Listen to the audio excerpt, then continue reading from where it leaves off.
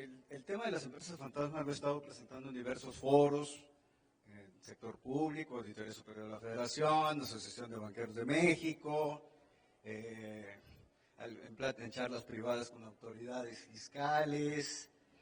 Está de moda, pero en realidad es un tema viejo. Yo me incorporé al mundo profesional en 1980 y ya estaban las empresas fantasma, ya operaban. Maestros, jefes míos hablaban de que ellos cuando empezaron en la década de 1960, pues ya había las empresas fantasma. Entonces, ¿qué ha pasado? Pues en el último año se pusieron súper de moda porque ya se manejó, se publicitó un paquete de reformas, no es solo una iniciativa, para considerar a la evasión fiscal y a la compraventa de facturas falsas, estoy simplificando la terminología, técnicamente es más elaborado, como delincuencia organizada, atentado a la seguridad nacional, y por el otro lado se aplica la prisión preventiva oficiosa, y luego con otra ley la extinción de dominio, entonces fue un megapaquete.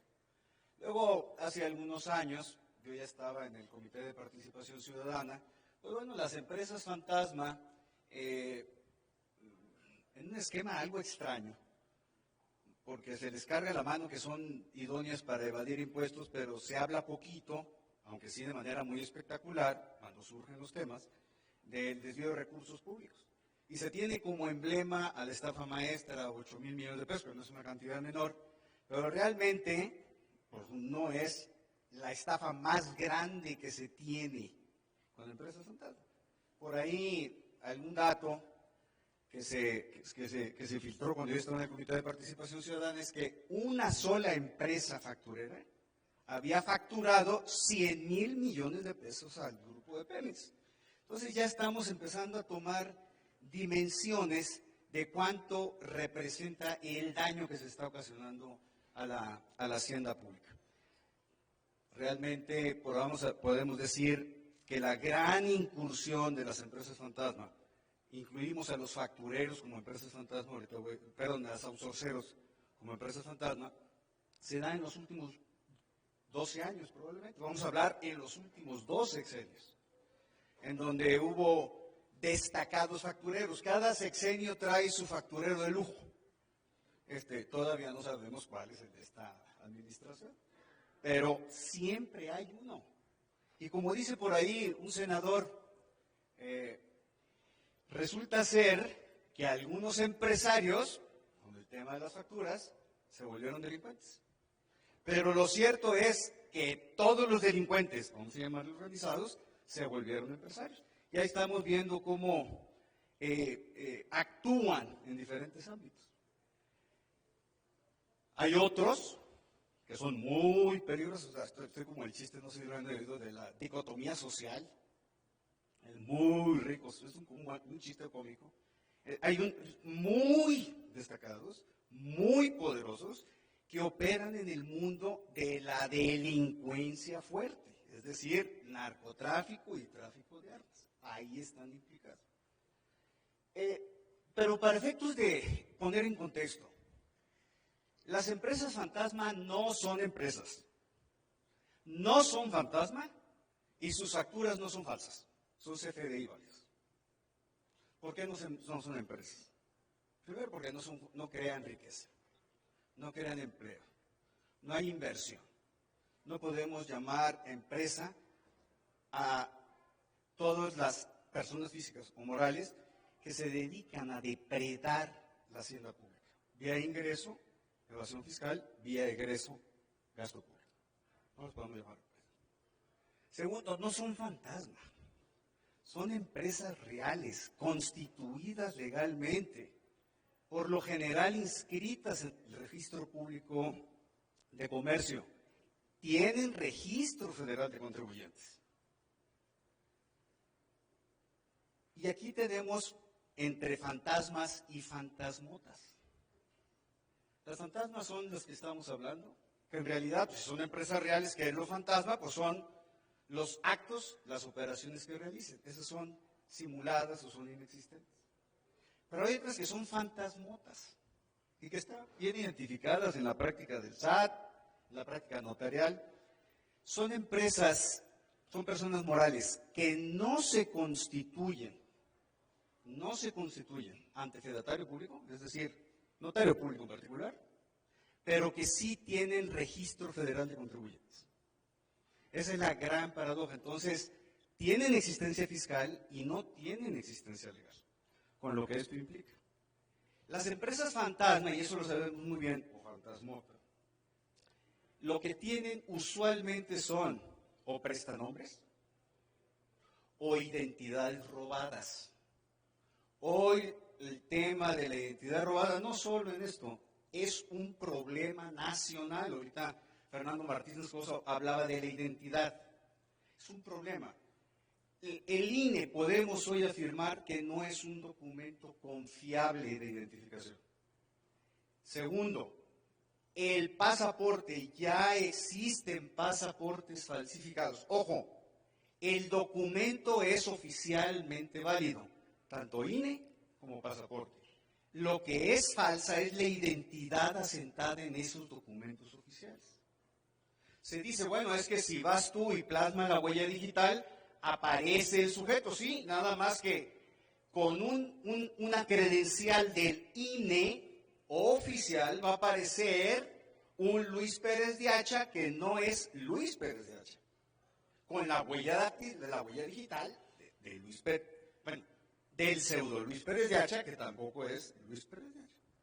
Ahora, todo esto presenta problemas, porque cuando se habla de hacer la pesquisa a las empresas fantasma, que les vamos a identificar como EFOS, en la terminología, en la jerga profesional y de la administración tributaria, pues realmente es como tratar de perseguir fantasmas que son inexistentes.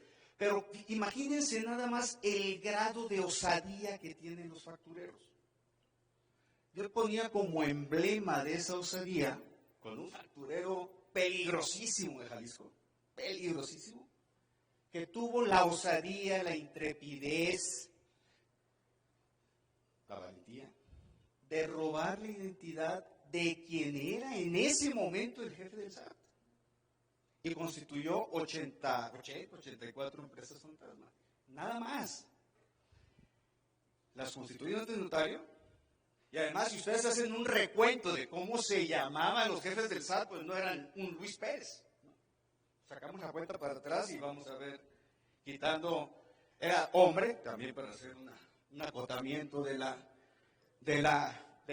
ámbito de jefes del SAT que han existido. Se constituyeron ante el notario, se dieron de alta en el registro federal de contribuyentes, o sea, que lleguen a darse de alta, que esto ahorita viene en relación con algo, y abrieron cuentas bancarias, que el tema de las cuentas bancarias es un mega tema, ahorita lo vamos a ver, mega tema. Bueno, yo lo tenía ese como emblema, evidentemente no pasó penalmente nada, pero no podía pasar nada, pero no me meto en esa discusión. Pero todavía, pues sí, ya se manejó otra numeralia por ahí de octubre, noviembre del año pasado, cuando el presidente de la República, en una mañanera, señala que le robaron su identidad junto con su esposa y constituyeron 24 o 27 empresas fantasma. Entonces, pues ya es así como el top de los tops. Ahora, me adelanto un poquito de lo que es delincuencia organizada. Si eso hubiese sucedido a partir del 1 de enero de este año, en que entró en vigor todo el tema de la delincuencia organizada, pues deberíamos de pensar que antes de averiguar, pues los sujetos a quienes le roban la identidad del nivel que sean, pues tienen un señalamiento específico. Que eso es algunas de las cuestiones que estuvimos presentando en Senado y en diputados, justo cuando se atravesó el problema. Oye, la base de datos, la información no es totalmente confiable para hacer señalamientos de este tipo. Y no me quiero meter al estándar de prueba que se requiere en materia penal de lavado de dinero, de delincuencia organizada. Lo estoy haciendo a un lado. Nada más la confiabilidad de los datos, algo que ahorita Fernando Martínez Cos nos corroboró. En las fantasmotas, pues está peor. Está peor. Sí hay un mecanismo que está rezagadón, en donde cuando se llega a hacer inscripción se le solicita al notario que confirme que efectivamente los folios que se están presentando al Registro Federal de Contribuyentes corresponden a el protocolo del poder del notario. Pero bueno, la capacidad operativa no da para tanto. Y luego están las híbridas, ¿no? Que a mí me parece más complicado empezar a detectar eso, aunque sí existen los criterios de riesgo que maneja el SAT, en donde son empresas reales, operativas, pero se prestan, Luis Pérez de Hacha, se presta a simular servicios. Bueno, pero si estamos pagando impuestos, la simetría sí, pero Luis Pérez de Hacha se voltea con otro proveedor, y luego ese proveedor se voltea con otro proveedor, y en la tercera, cuarto, quinto nivel aparece un EFO atrás. Entonces, digamos que son las distorsiones que se tienen y que problematizan mucho el tema de la fiscalización. Es cierto. Ahora, estoy diciendo que si estas empresas son reales, con la variante de las fantasmotas, y están implicadas las empresas de outsourcing, ¿qué es lo fantasmal, lo fantasmagórico que esto tiene? Los servicios. No es tanto los bienes tangibles, sino los intangibles. La prestación de servicios. Entonces es así como la vieja usanza de las empresas fantasma, aparecen servicios en tecnología de la información, venta de programas, servicios de capacitación, servicios arquitectónicos, servicios de ingeniería. Bueno, hay un cúmulo de criterios de riesgo que maneja el SAT precisamente alineados con servicios. Eso es lo que resulta fantasma y es en lo que la terminología legal se maneja como simulación o inexistencia de actos. La verdadera vocación de las empresas fantasma es lavar dinero y yo creo que tenemos que reenfocar el tema de análisis. El lavado de dinero se da por las empresas fantasma, sí, sobre todo cuando opera en sistema bancarizado, precisamente a través de las instituciones que integran el sistema financiero. Ahora, le estamos cargando el foco, históricamente, a que la empresa fantasma se dedica a evadir impuestos. Es el objeto, cierto. Pero eso es una forma de allegarse el recurso, es del delito previo que se le llama, o el delito predicado, como se le conoce en derecho penal. Y por el otro lado, pues otra forma de allegarse recursos es la celebración de contratación pública con empresas fantasma. Ya tenemos el recurso. Ahora lo que hay que hacer pues, es dispersarlo. Y entonces es así, por ejemplo, en las gráficas que se conocieron de la estafa maestra, pues como aparecía, voy a poner un ejemplo, la universidad pública, y cómo dispersaba recursos, y cómo entraba un tercer nivel y dispersaba recursos, y un cuarto nivel y dispersaba recursos, y algunas eran 8 o 9 niveles más o menos. Entonces en todas había una dispersión de recursos, en aras como de complicar la fiscalización. Y en algunas aparecía, en esos niveles, aparecía empresas listadas en el 69B. Entonces, ¿qué sucede? A través del sistema bancario se está haciendo manejo, depósito, dispersión, traslado de recursos económicos cuyo origen es ilícito, asumiendo que hay evasión fiscal, que hay desvío de recursos. Pero esa es una aproximación. En 2018, un personaje público así, wow, apareció acusado por un delito de lavado de dinero. Pero no fue bajo este mecanismo. Ese lavado de dinero que fue acusado no terminó exonerado, pero el mecanismo quedó señalado con recursos provenientes de paraísos fiscales. Bajaron los recursos a México. Entonces no es una empresa fantasma que extrajo recursos de la hacienda pública, es una empresa fantasma cuya vocación fue bajar recursos de paraísos fiscales y aplicarlos en el ámbito inmobiliario en México. Empresas fantasma se dedican también para lavar dinero, producto de actividades de narcotráfico. Financiar compra de armamento. Es decir, el espectro es muy amplio. Entonces, cuando estamos hablando, y fue una de las cosas que se planteó en los últimos 2-3 meses del año pasado, no hay que cargarle la mano a las empresas fantasma a la evasión fiscal.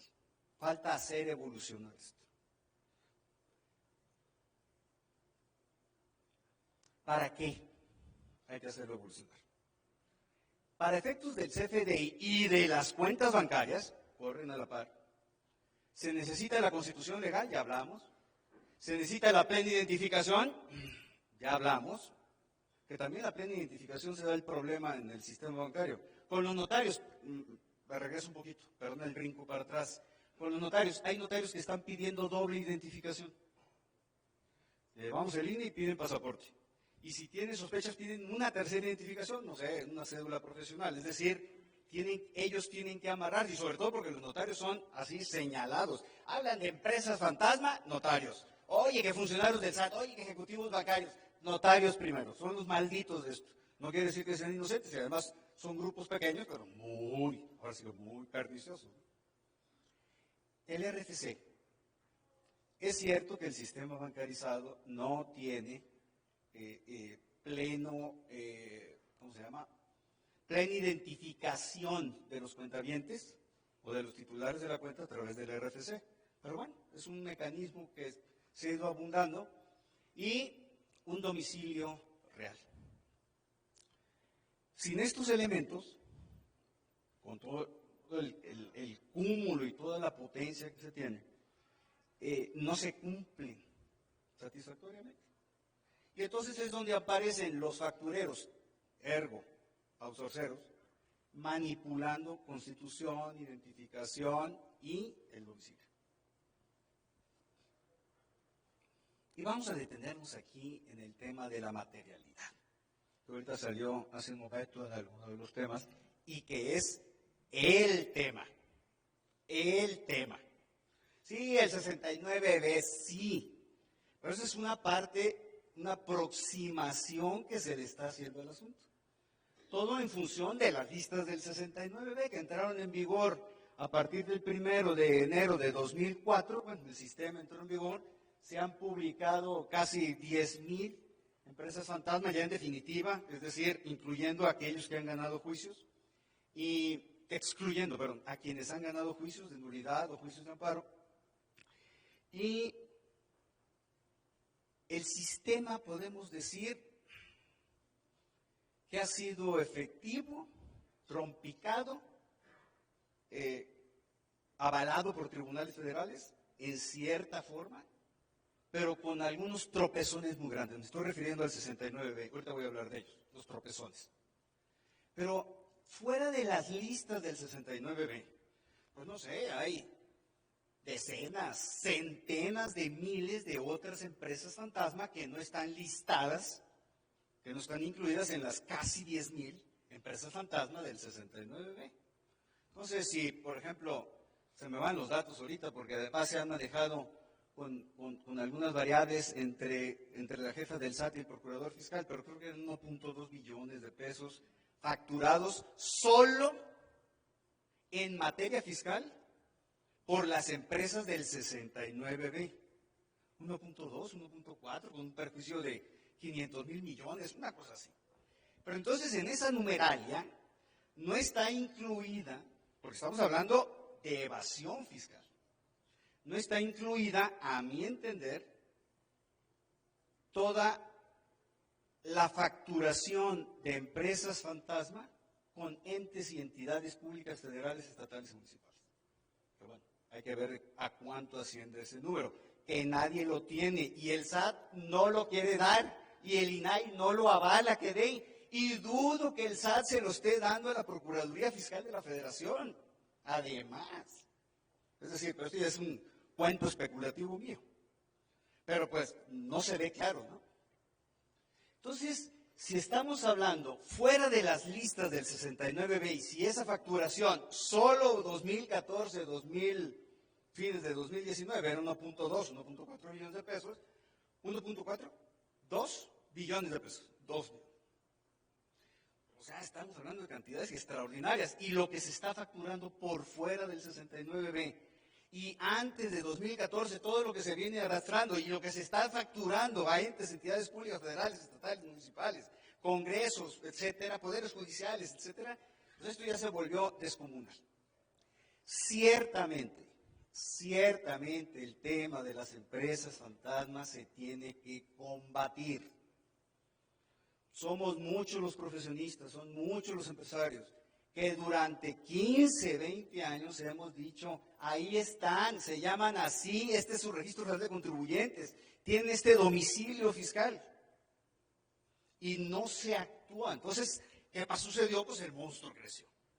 Entonces hay los grandes factureros nacionales, los grandes factureros regionales, los grandes factureros estatales, los grandes factureros municipales. Y se tiene que dar un golpe de timón. Lo que no me queda claro es si criminalizando como delincuencia organizada y privando, aplicando la prisión preventiva oficiosa, va a ser la solución. No está claro. Lo cierto es, y aquí me detengo con cuentas bancarias, que la paradoja más grande de todas,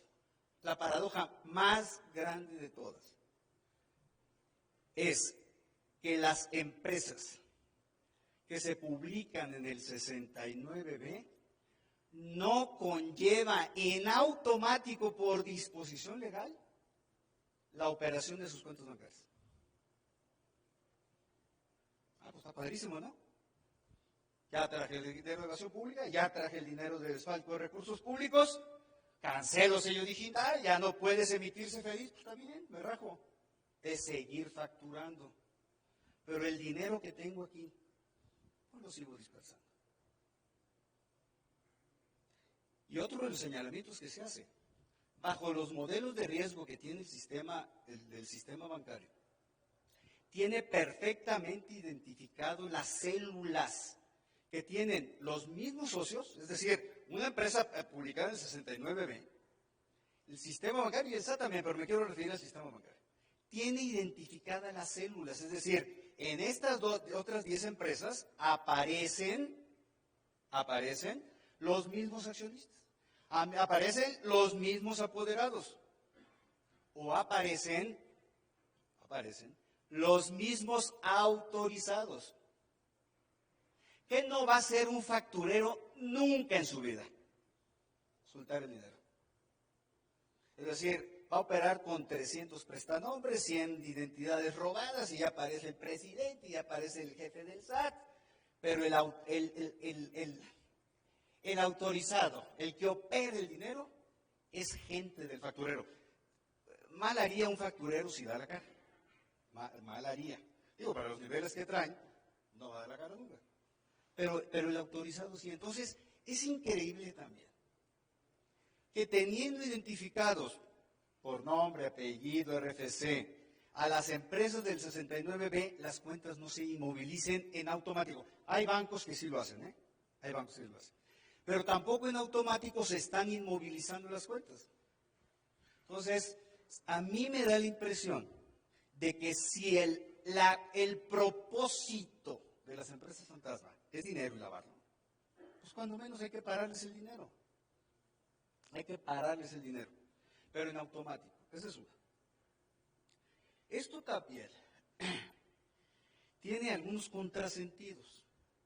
Por ejemplo, las listas del 69B, con la presunción que trae implicada, solo operan en materia fiscal. Fiscal, entiéndase, administrativo, no fiscal penal. Podrá haber un indicio del delito cometido, pero que haya la misma consecuencia automática de que se anulan los FDIs y todo y tienes que deshacer operaciones en el ámbito fiscal, no se traslada así de automático a la materia penal y menos al lavado de dinero y menos a la delincuencia organizada. Es decir, hay un brinco grande. Segundo, las listas del 69B no sirven para contratación pública. No sirven. Es decir, aquí tenemos 10,000 empresas fantasma que no tienen, ahorita hay un matiz, es cierto, que no tienen impedimento para celebrar, es decir, no hay un artículo espejo en el 69, del 69B en materia de contratación pública, que la lógica tendría que llevar a que existiera, ¿no? Si la empresa fantasma opera en evasión fiscal y opera, parece que ahora sí, pues la cancha quedó abierta, opera con entes y entidades públicas, pues tendría que haber el espejo, oye, las que están publicadas allá, alguna presunción tienen que tener acá, algo en el ámbito administrativo. Porque además, en la contratación pública hay otra paradoja. Y ahora con la reforma del artículo 32A, que ahorita lo vamos a comentar. Pero nos quedamos en materialidad, ¿eh, Mariana? Por favor. En materia de contratación pública. Lo que pasa es que los momentos en el proceso de contratación son distintos. Si hablamos de obra pública, pues son plurianuales. Para celebrar contratos, dice el 32D, antes decía Administración Pública Federal, Procuraduría General de la República y los estados, entidades federativas, cuando ejercieran aportaciones federales. Ahora ya se amplió a todo el espectro, en donde haya gasto público. Y en materia de contratación, lo que dice el 32D es, oye, si te voy a contratar, tráeme la opinión de cumplimiento positivo de tus obligaciones fiscales. ¿Está bien? Antes era meramente formal, es decir, una empresota fantasma que facturaba 1,000 millones de pesos, presentaba declaración en cero, le daban opinión positiva de cumplimiento. Hoy, cuando menos, ya se exige una congruencia entre lo facturado y lo declarado. Que bueno, también ahí hay problemas, porque también, pero bueno, no me detengo. Pero al menos ya tiene que aparecer algo. Si facturaste 1,000, pues declárale 1,000, o declárale 950, o declárale 1,050, pero que haya una consistencia. Pero una cosa es participar en el proceso, y otra cosa que me adjudiquen el contrato, otra cosa que firme el contrato, y otra cosa que me paguen. Entonces, se da sobre todo en las entidades federativas y en los municipios. ¿Qué sucede? 32D para adjudicar el contrato y firmarlo. Pero cuando vienen los pagos, pues ya está publicado en el 69B. No puedes, o bien, no publicado en el 69B, ya no hay congruencia de las que pide ahora el 32D, que antes estaba en resolución miscelánea, no hay esa congruencia y le siguen pagando, y como no tiene la cuenta bancaria inhabilitada, pues sigue cayendo. Pero la paradoja se pone peor todavía. Entre contribuyentes, si recibo el CFDI de Fernando, si yo quiero tomar la deducción y el IVA acreditable, yo, Luis, le tengo que pagar a Fernando transferencia bancaria de cuenta a cuenta el monte del CFDI con retenciones, traslaciones y lo que corresponda para que yo pueda tomar deducción y acreditamiento. En materia de contratación pública eso no sucede. No sucede. Entonces, Fernando le da al gobierno del estado, mi tierra, Sinaloa, un CFDI, y luego pues Fernando le dice, ¿por qué no le pagas a Hugo, y le pagas a Paco, y le pagas a Luis? Es así como lo descuidado que está. ¿Por qué? Porque Fernando apareció en la lista del 69B, o porque Fernando no le puede traer el 32D del Código Fiscal de la Federación. Ahora, todo esto lo llevo a la incompletud que tiene la reforma que criminalizó como delincuencia organizada la evasión fiscal, que fue otro de los reclamos que hicimos. Oye, suponiendo que te acepto y está bien, hace falta un golpe de timón de ese tamaño, que además los factureros solitos se van a defender, ¿eh? Tienen unos márgenes de maniobra impresionantes, sobre todo que consideramos que son 4 etapas: SAT, Procuraduría Fiscal, Fiscalía General y Juez. O sea, está duro el tiro, muy duro. Suponiendo que te acepto que era indispensable la medida, suponiendo que hay que encarcelarlos y dejarlos, ¿cuánto es delincuencia organizada? 50 años, ¿no? Pero una cosa así, 40, 50 años, más los otros, más 9 de evasión fiscal más de 15 de lavado de dinero, es decir, 80 años de cárcel, no sé cómo se haga el cálculo, suponiendo. ¿Por qué no lo trasladaste igualito al desvío de recursos públicos?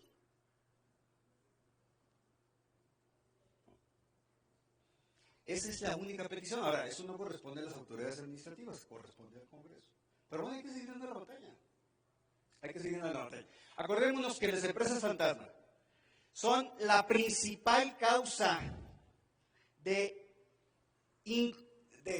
piso disparejo con abogados y contadores.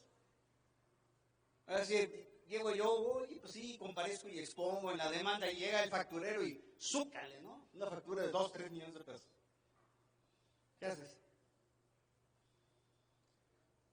Las empresas fantasma, y está atrás, algo está implicado en el capítulo 27 del TEMEC, anticorrupción. Algo está implicado en las empresas fantasma, habla de documentos falsos, facturación falsa, es decir, está implicado el tema. ¿Por qué? Porque es causa de disparidad del terreno en el ámbito empresarial y de inversión. Eso es lo que está implicado. Materialidad de las operaciones. Me voy a la facultad de comprobación. ¿Cuál es el saque que está haciendo ahorita el SAT? Así. Cuando inicia la visita, el primer saque. Pone en cuestionamiento las deducciones por carencia de materialidad. Es cierto que si el SAT viene con ese saque, es porque trae algunos indicios de riesgo en alguna de las etapas previas que corresponde al proveedor que emitió la factura. Es cierto. Nada más que el saque sí está violento. Y además, en un juego de alcánzame si puedes, así está, quienes han padecido. ¿Qué sucede? El SAT dice, oye, acredítame materialidad. Entonces viene el contribuyente y le exhibe, bueno, lo típico, CFDI, ya lo tiene el SAT, le exhibe el contrato, le exhibe las pólizas, no sé, digo, incluso hay bienes tangibles, ¿no?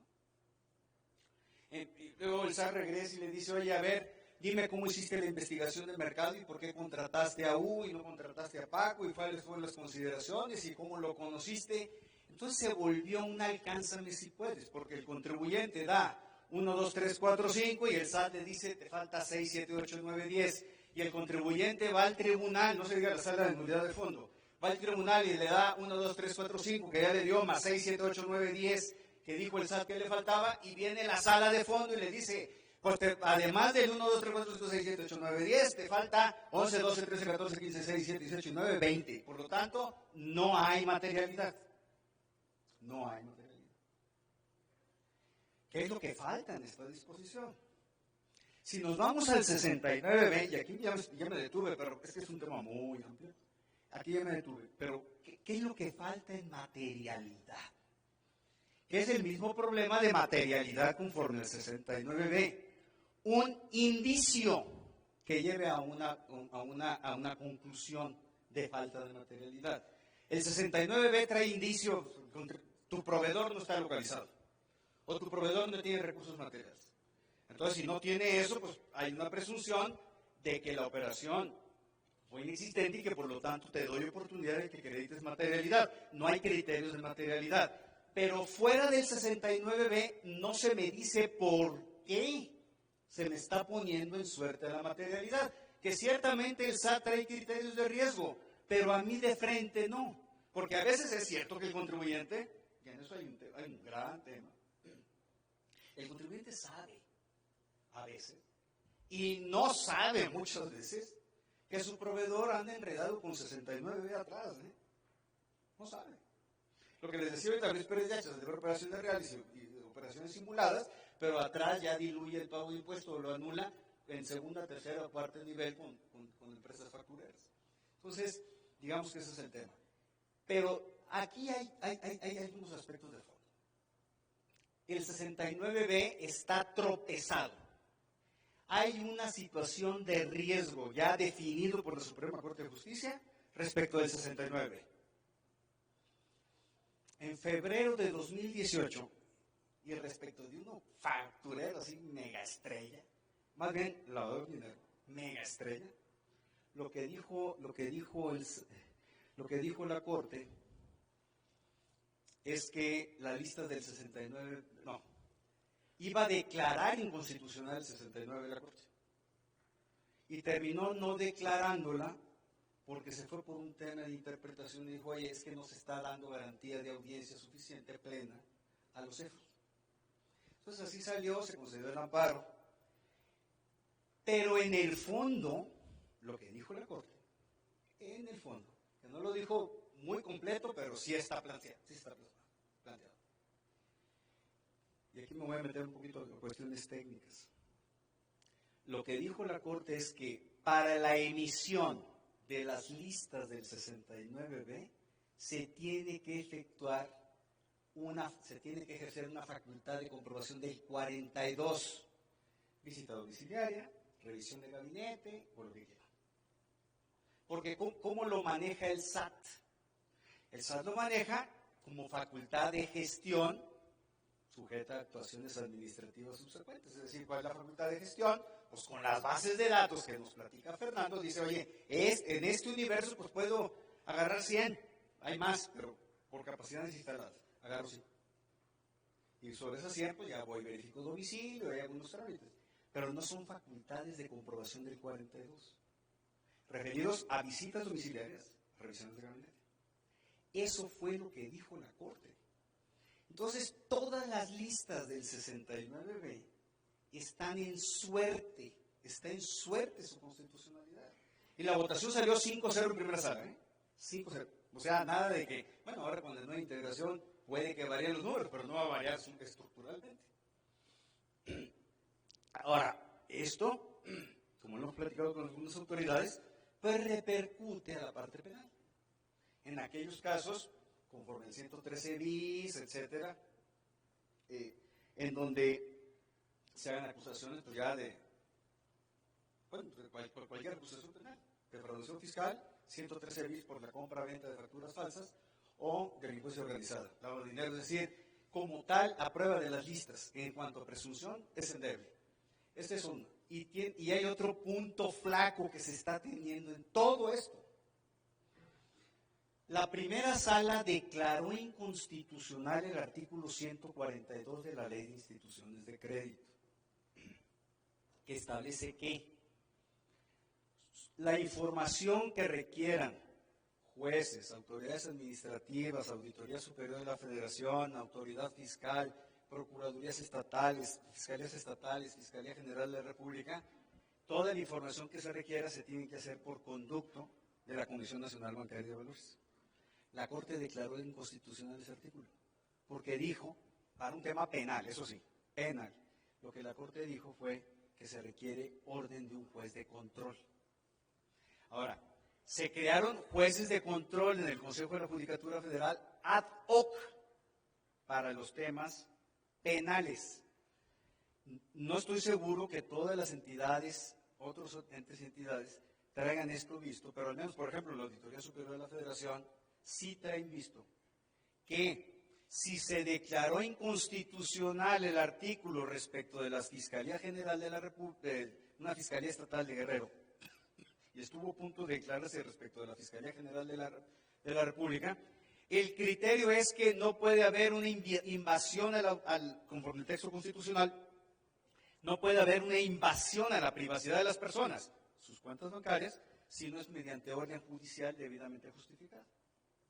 Entonces, se dice la auditoría, por ejemplo, dice la Auditoría Superior de la Federación, oigan, y entonces, ¿qué vamos a hacer nosotros si solicitamos también con ese mecanismo para el mismo resultado? Es decir, es un gran tema el que se tiene en suerte. Las listas del 69B que tienen, primero, porque luego existen así, si nos vamos a ciertos ámbitos, por ejemplo los bancarios, luego se dice, oye, pero es que las listas del 69B no pueden producir efectos como para inmovilizar cuentas. O sea, veamos lo que dice el 69B. Primero, es una resolución firme, que goza de presunción de legalidad. Se puede imputar, sí.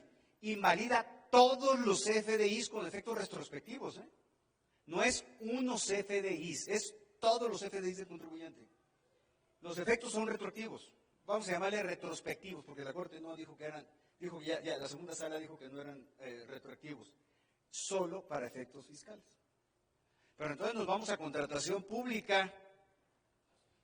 Lo que da origen al gasto público es la expedición de un CFDI, que eso sí lo marca la Ley General de Contabilidad Gubernamental y la Ley de Obra Pública y Ley de Servicios. Sí lo marca, se necesita un CFDI, en particular los reglamentos, se necesita un CFDI. Entonces, con base en el CFDI, se hace el gasto. Entonces, pero si se anularon los CFDIs, que es la matriz, es cierto que no, el 69 no tiene repercusión directa, pero entonces el gasto se quedó sin CFDI. A ver, yo contribuyente me quedé sin CFDI, le tengo que poner la diferencia de impuesto a la renta, le tengo que poner la diferencia de IVA. Entonces, ahí están los números definitivos, 9.297, presuntos 988, y el no incluirse en la lista del 69, pues quién sabe. Un día saqué un cálculo muy ranchero, y ahí una exfuncionaria del SAT me dijo, pues está muy mal tu número, pero bueno, si lo quieres manejar así, pues entretente. Si la potencia fiscalizadora del SAT, entiéndase que ya me lo descalificaron el método, pero algo tenemos que hacer. Si la potencia fiscalizadora del SAT es 3% y arroja 9.290 empresas, 97, una regla de 3, ¿no? 3 es a 9.297, 100, ¿cuánto es?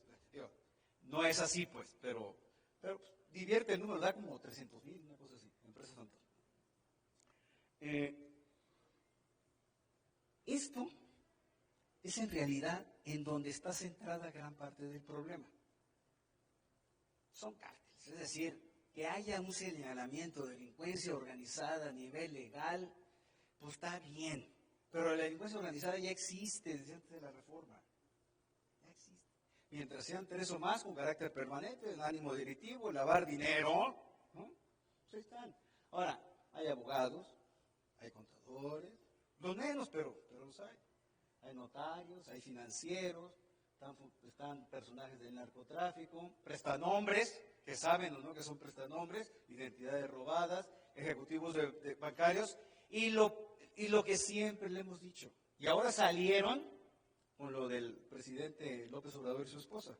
Hay funcionarios del SAT implicados en facturación falsa. Hay. En todo el país. Sí los hay. Entonces, pues delincuencia organizada agarra a todos, ¿no? Con reforma y sin reforma. Con reforma y sin reforma. Ahora, como dicen, lo que nos preguntan muchos es, ¿y tú cómo sabes, Luis, no? Desde 1980, involucrado en el tema fiscal, acusando factureros, señalándoles, dando su nombre, RFD, con el riesgo que implica. Y no soy de los estos, ¿cómo se llama? De los que llaman ahora, los que dan información sobre empresas. Tercero colaborador, y no soy, ¿no? No soy, no me voy a meter a la rifa nomás porque sí.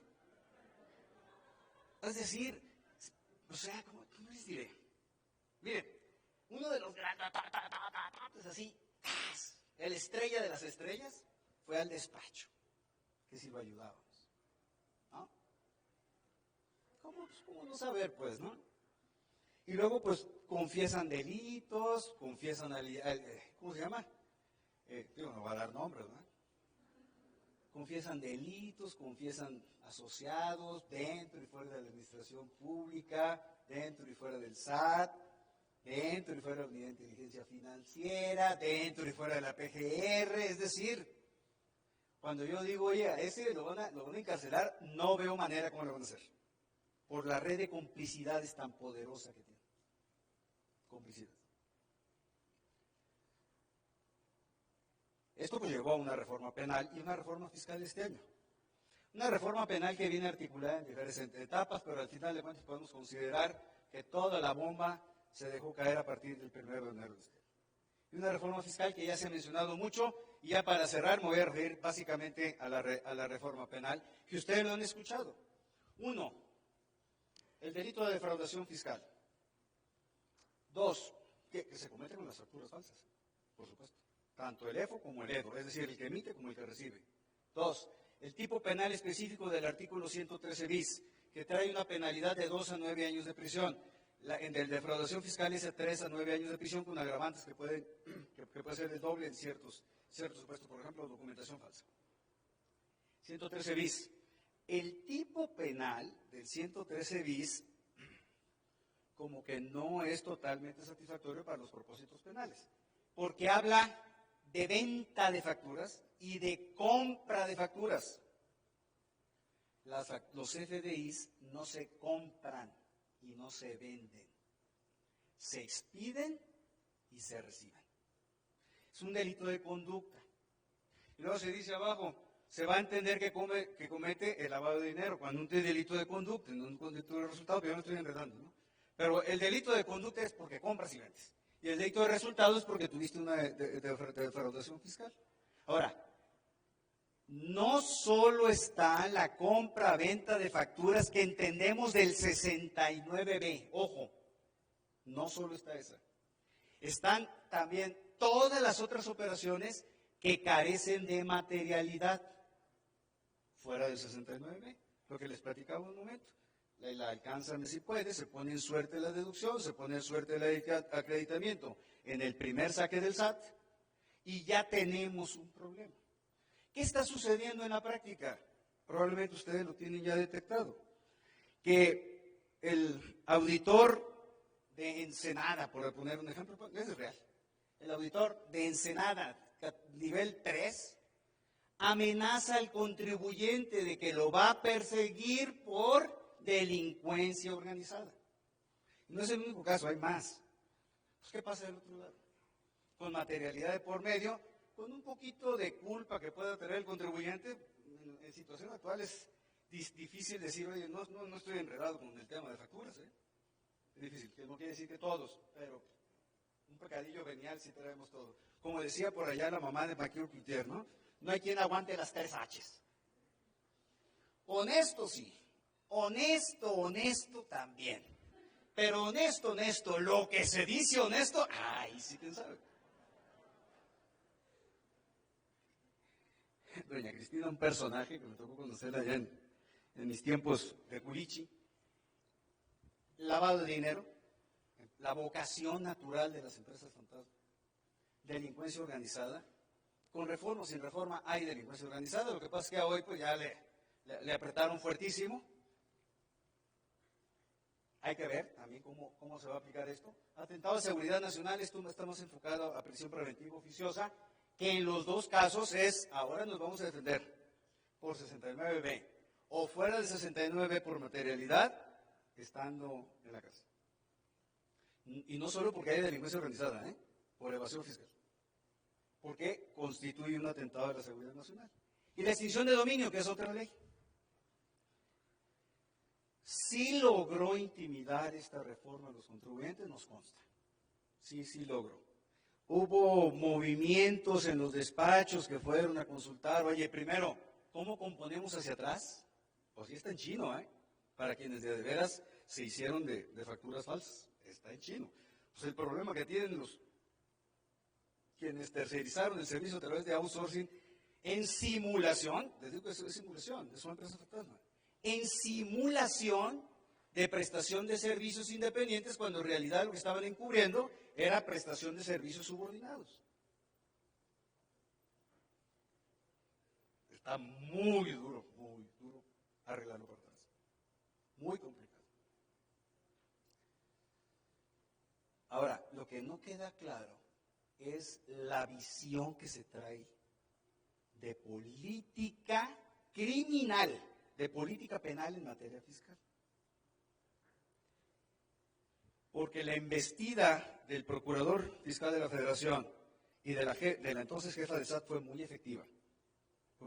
Ahí vamos y ahí viene la reforma, y sí es cierto, se va a aplicar a partir del 1 de enero, pero traemos una lista grande. ¿Cuál es el problema que yo estoy percibiendo en este tema? Ya pasó enero y no ha habido al menos públicamente, grandote que esté en prisión preventiva oficiosa y todo lo demás, o que sea acusado. de defraudación fiscal. Ese es un problema. Tiene que haber una acción inmediata de la Procuraduría Fiscal de la Federación, en que no tiene necesariamente, yo creo que también eso tenemos que cuidarlo, no tiene que haber la sombra de duda de que se va a actuar arbitrariamente. No veo esa posibilidad ahí. Pero lo que sí veo es que entre más se tarde, lo que era un temor grandísimo y una inquietud grande de los contribuyentes y de los factureros y de los outsourceros, se vaya a diluir.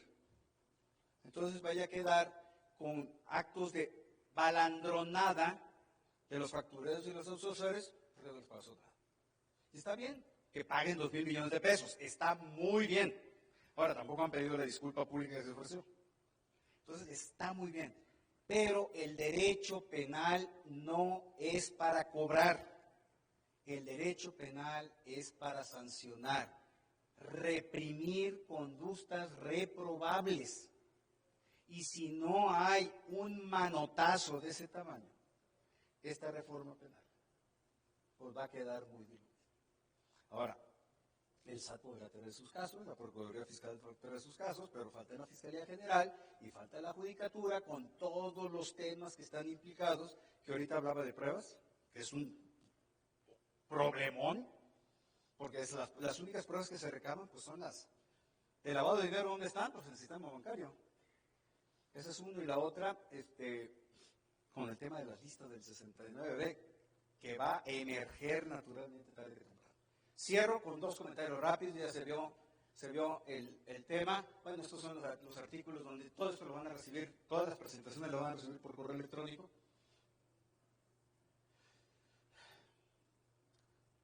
La inoperancia del secreto fiscal para los CEDOS, 69 del Código Fiscal de la Federación. No voy a entrar en detalle, ya no.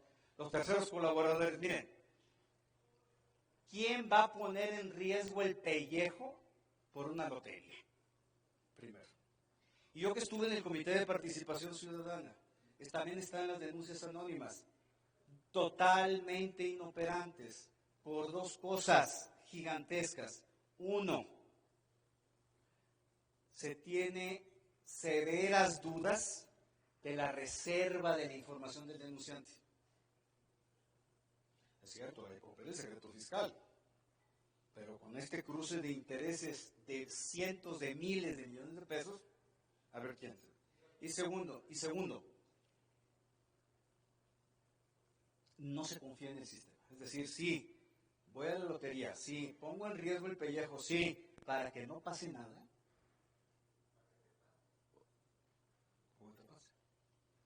Y además, vuelvo a lo mismo. De veras es una decisión de Estado, desde mi punto de vista, decisión de Estado, para seguir a los factureros grandotes y a los outsourceros grandotes. No veo otra forma. Sí, van a agarrar morralla, eso no hay duda. ¿Sí? No, porque el dinero grueso está en otro lado, ¿no? No opinión de cumplimiento, el 32D, que poco a poquito se va convirtiendo en una herramienta efectiva, incluso para temas de compliance fiscal. Ahora se habla de apoyarse en 32D, no es la solución, no es la mejor garantía, pero bueno, es un elemento de certidumbre. Suspensión de SEI, ya lo vimos, responsabilidad solidaria, ya la vimos, y multas específicas para el tema de la facturación. Ya con esto cierro, ya no da para más.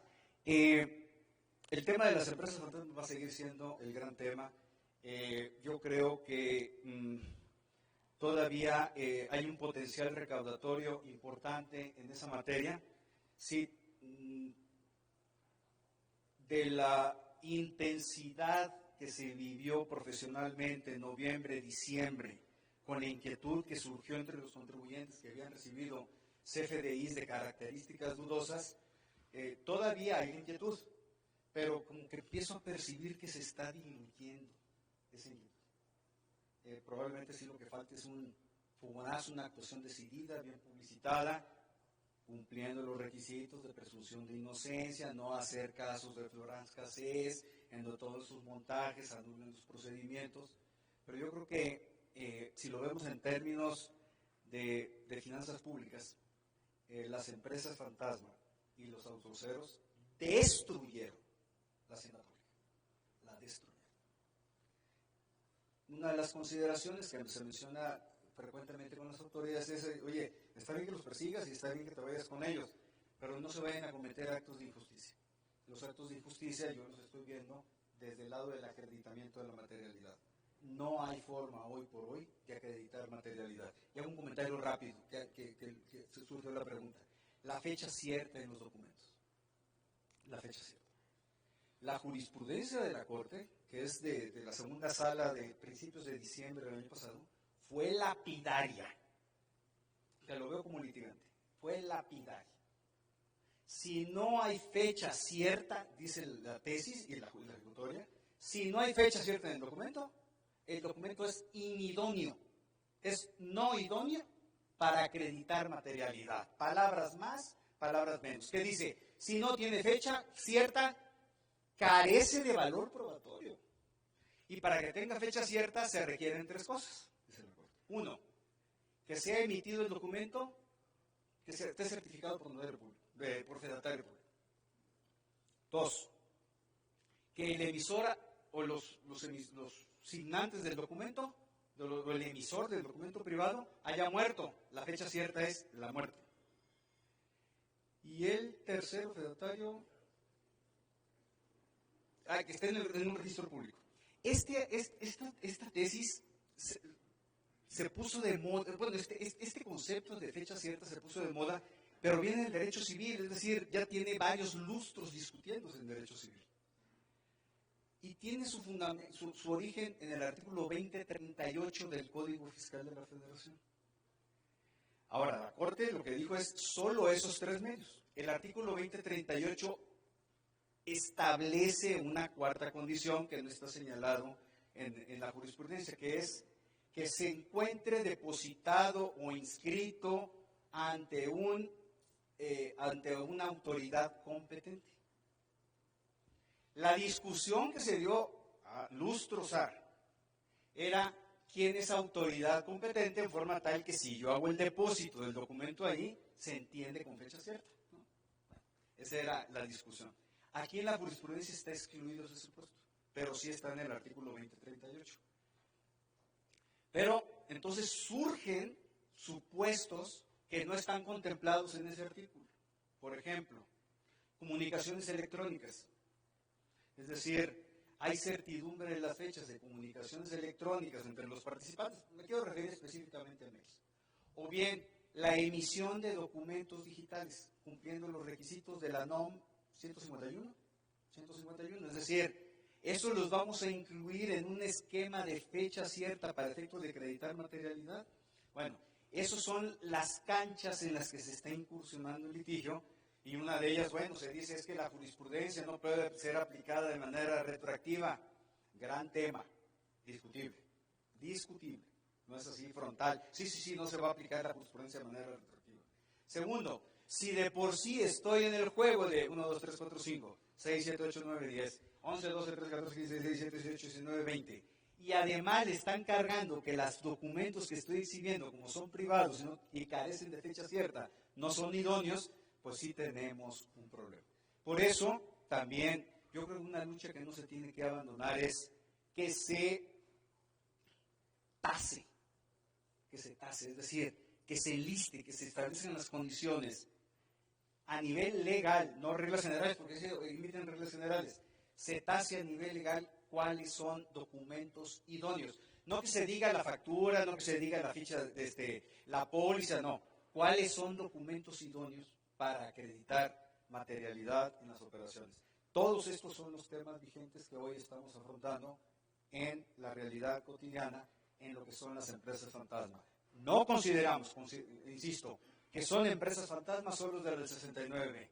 Para efectos prácticos, se están considerando como fantasma las operaciones que carecen de materialidad en el amplio espectro que a esto corresponde. Yo creo que son los grandes temas. Les agradezco la atención y por supuesto estoy a la orden para cualquier comentario o pregunta, que ya es tarde, son 3 días.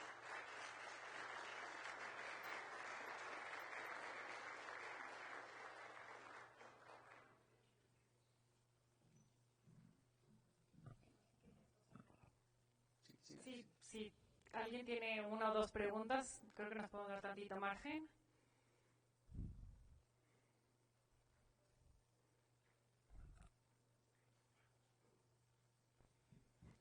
Gracias. Luis, en materia de restricción de sellos, hace ratito que vimos el tema, me parece que se le está dando el mismo derecho al EFO que al EDO.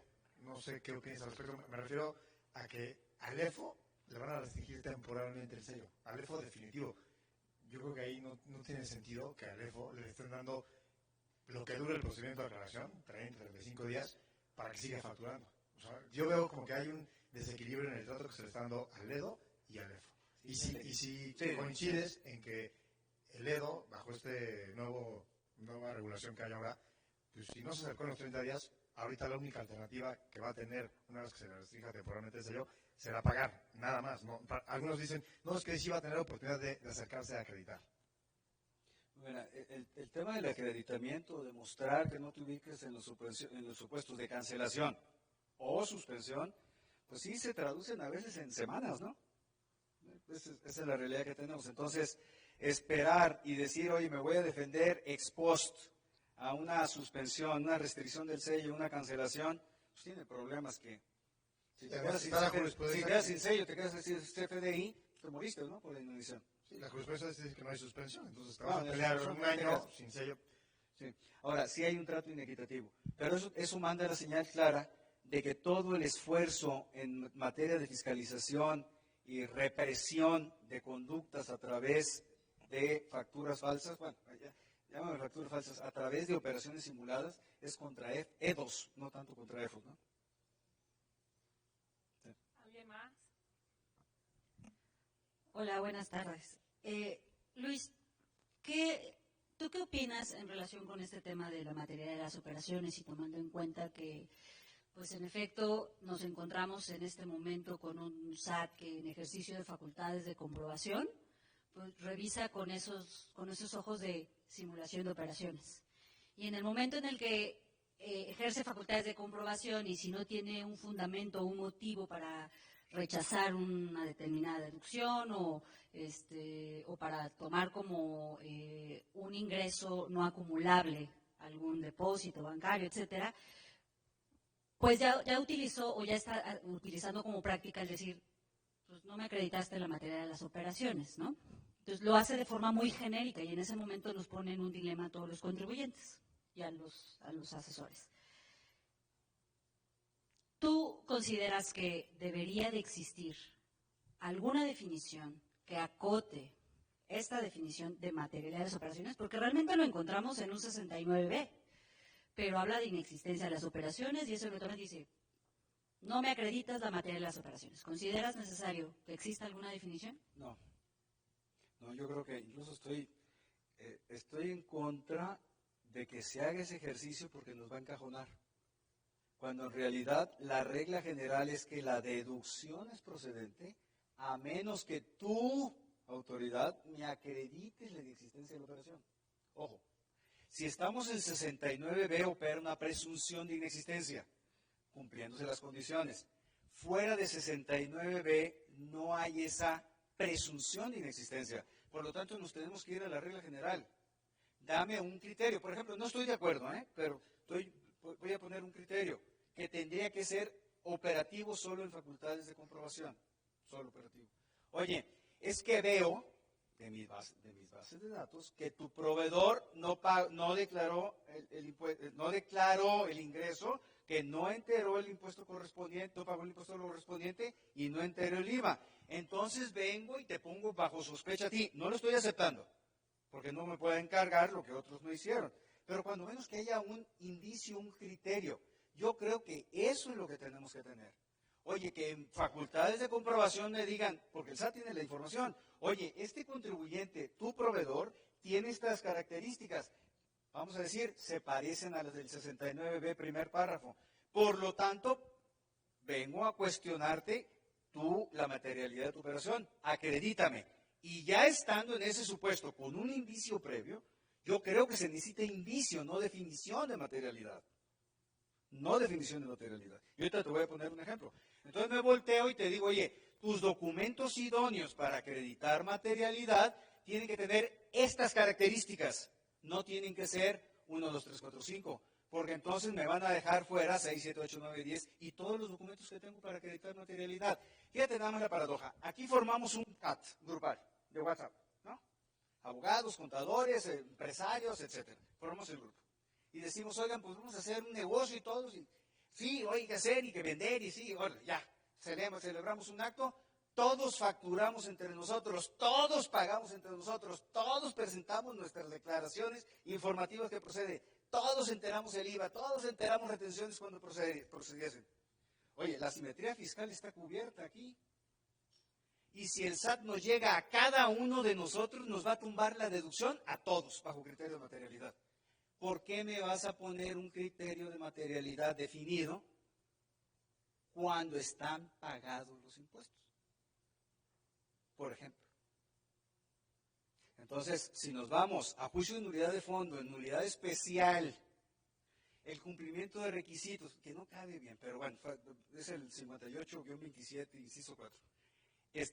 Materialidad, cuando haya desproporcionalidad en la carga que se está imputando por parte de la autoridad fiscal, pues la desproporcionalidad existe en la medida que no se está respetando la simetría. Es decir, me estás cargando la mano respecto de impuestos que ya pagamos todos para rechazarme mi impuesto a la renta y el IVA acreditado.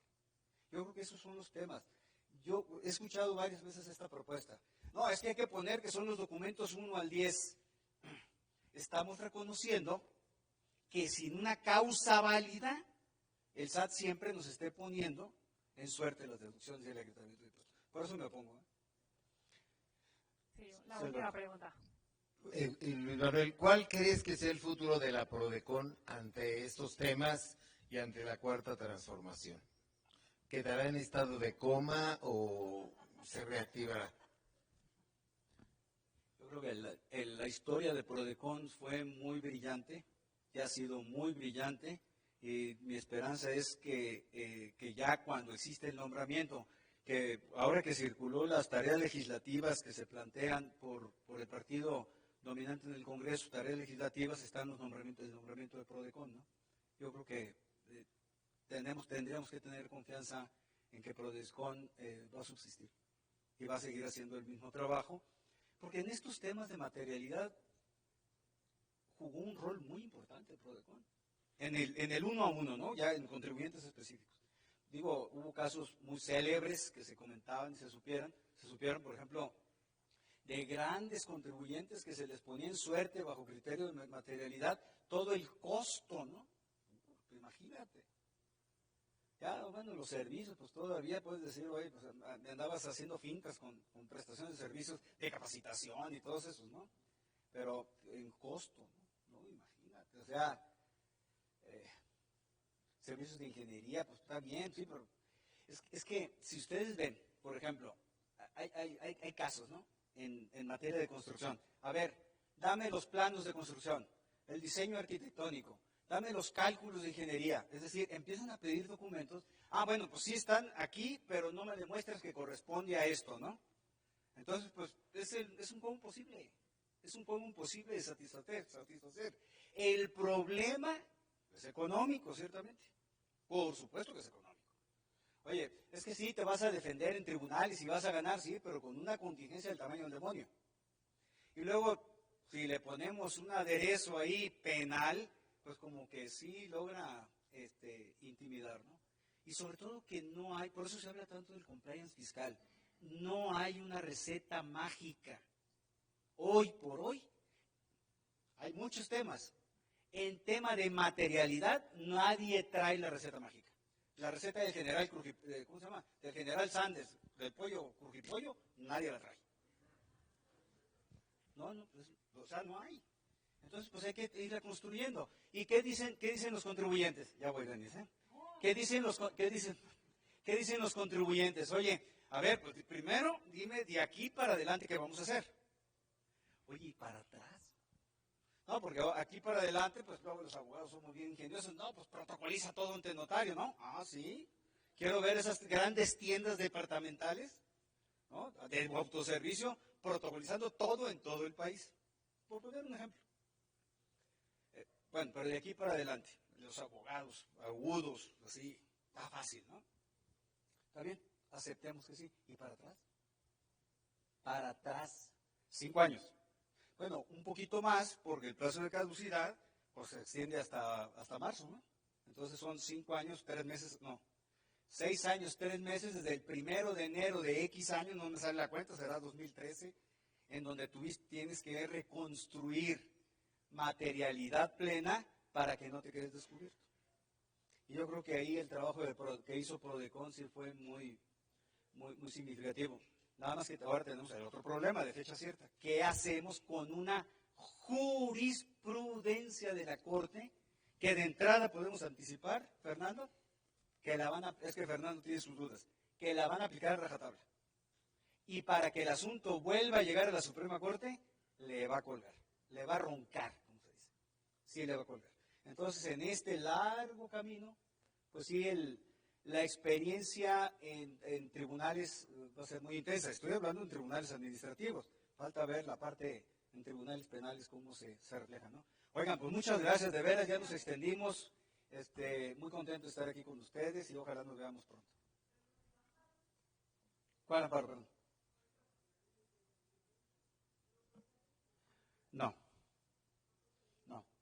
No, ahorita hay 2 acciones de inconstitucionalidad presentadas, uno por el Senado, la minoría del Senado, y otra presentada por la Comisión Nacional de Derechos Humanos. ¿Se está usted refiriendo a lo de delincuencia organizada, todo este aspecto?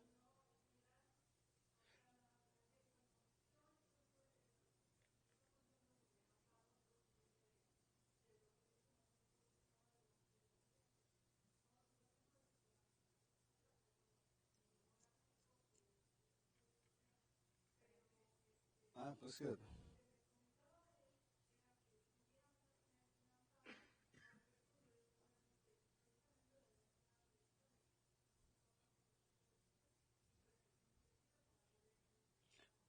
Mire, en lo que se refiere a la reforma penal fiscal, definitivamente el amparo no procede. No procede.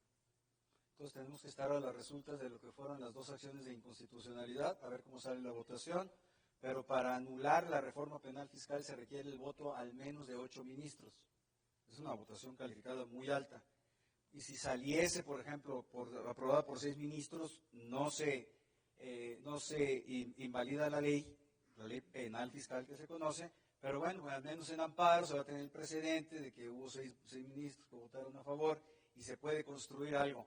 Es un camino largo en que el amparo va a empezar necesariamente cuando el contribuyente esté en la cárcel, por prisión preventiva oficiosa. No hay forma de hacerle de distinta manera. Me gustaría decirle de otra manera, mi convicción es que no, y no he escuchado en el foro quien diga que sí procede el amparo.